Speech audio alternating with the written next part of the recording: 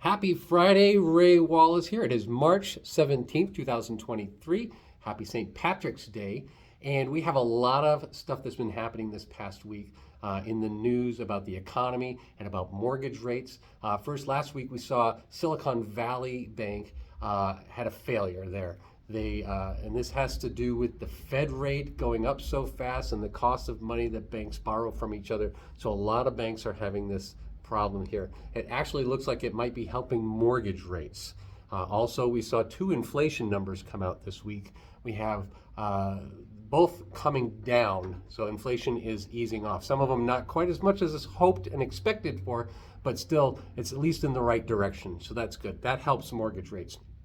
The European Central Bank made a decision the other day to raise their, essentially the Fed rate for Europe, and that's not helping the banks, kind of like the situation with the Silicon Valley Bank here in the U.S., but that's gonna hurt banks there.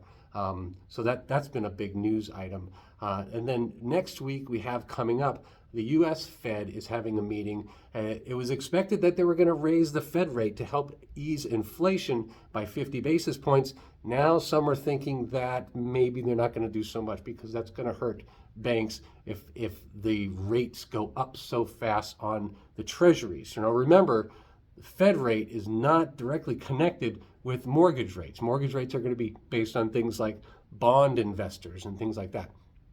So anyway, I hope you have a great weekend and I hope this is helpful.